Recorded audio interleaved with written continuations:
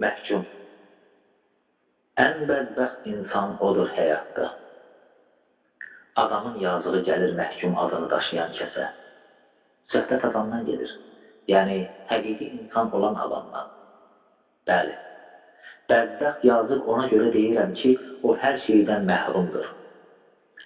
Ailəsindən, uşaqlarından, evindən, eşiyindən, doğmalarından, əzizlərindən, yurdundan, yuvasından belə məhrumdur. Məhkum. Həmişə gözlərində qəm, sinəsində dağ, qəlbində isə kədər. Dünyanın min dərdi səri onun çiyinləri üstündə ağırlıq verir ona. Xəyallarında canlandırdığı o xatirələri, arzuları onun üçün sadəcə bir təsəllidir. Bəzi ləziz qidalardan da məhrumdur. Hətta ürəyinə yatan, onu abıra salan geyimindən də məhrumdur. Bəxti kimi, geyimi də qara. Amma başına dərd qəmdən dən düşmüş saçları ağappaq. Kaş ki onun saçlarındakı o ağlıq onun bəxtinə, bəxtinin qaralığı isə onun saçlarına düşeydi. Amma bu mümkünmü? Əsla. Qaradan artıq boya olmaz deyiblər. Məhkum. Sabahı bilinmir, gələcəyi bilinmir, sınacaqmı, əyiləcəkmi, ya elə necə varsa elə belə də qalacaq. Məhkum. Sabah azadlığa çıxandan sonra kim onu gözləyir? Dostmu, tanışmı, yoxsa düşmənmi, rəqibmi? Bilinmir. Ümumiyyətlə, cəmiyyət içində olacaqmı? Kim bilir? Kim ona inanıb etibar edəcək? Çətin ki, onun məhkumluq həyatından sonra cəmiyyət onu əvvəlki həyatında olduğu kimi qəbul edə. Məhkum çalışacaq keçmişini silsin. Bütün pislikləri kənara qoysun və bir daha səhv addımlar atmasın. Çalışacaq gələcəyini yenidən qurmaq üçün, xoşbəxtliyini bərpa etmək üçün həyatını yeni səhifələrlə başlasın. Amma buna yol veriləcəkmi? Necə? Nə cür? Cəmiyyət artıq onu vəhşiləşmiş kimi qəbul edəcək. Ondan kənar gəzməyə, qorunmağa çalışacaq. Niyə? Çünki o artıq məhkumluq həyatını yaşayıb, artıq bu damğa ona vurulur. Məhkum həyatını yaxşılığa doğru dəyişməyə cəhd etsə də, cəmiyyət ona laqeyd, biganə olması ilə onu yenidən məhkumluq həyatına qaytaracaq. Çünki cəmiyyət məhkumun nələr çəkdiyini bilmir, onun yaşadığını yaşamayıb, vardığına varmayıb. Məhkum yalnız məhkum başa düşər.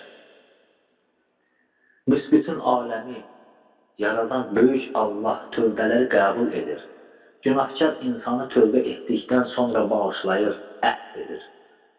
Lakin insan insanı bağışlamaqda, əhv etməkdə özü-özünə sığışdırmağı bacarmır. Məhkum. Bu adı daşıyan hamısının gözündən düşür. Hamı onu cinayətkar kimi tanıyır. Bəlkə də o binavanın məhkum adını daşımaqda heç bir günahı yoxdur. Kimə sübut etsin? Kimə dəlil gətirsin? Necə ispat eyləsin? Özü də bilmir. Çünki o artıq bu ad altında yaşayır. Məhkum. Hər tərəfi insan ömrünü yeyər hündür hasarlar, soyuq dörd divar və insanın sanki ürəyinə sancılmış tikanlı məftillər əbəs yerə 13 il azadlıqdan məhrum edilmiş binavanın bir gününü 1000 illə əvəz edir. Məhkum, sən çox dözümlüsən, səbirlisən, səni cəmiyyət başa düşmədi, səni qınadı, qəbul etmədi. Kimi səndən qorxdu, kimi sənin adından utandı, kimi halını acıdı, kimi də ki, bədbəxtliyinə sevindi. Sənin isə qürurun sınmadı, ümidlərin sönmədi. Sən yenə öz əqidəndən dönmədin. Qoy səni başa düşən düşsün. Sən zahirən məhkum olsan da öz daxilində azadsan. Sən mərdsən, həmişə mətin gəzmirsən. Səni sevməyənlər səni sevməsələr də, sən hər zaman millətini, xalqını sevmirsən. Sən vətəni, torpağını sevən, xalqının düşmənlərinin canına vəlvələ salan ərənsən. Sən özün özlüyündə özünü tanıyırsan. Sən məhkum adını daşısan da, Azəri olursan, vətən övladısan. Sən öz yurduna həsrət qalsan da, qərib olsan da, öz yurduna bağlı şəxssən. Kimlər ki səndən üz döndərir, qoy döndərsin. Sən qürbət elində yaşamağına baxmayaraq, elini, obanı, əzizlərini, doğmalarını hər zaman qəlbində yaşadacaqsan. Onları daim uca tutacaqsan.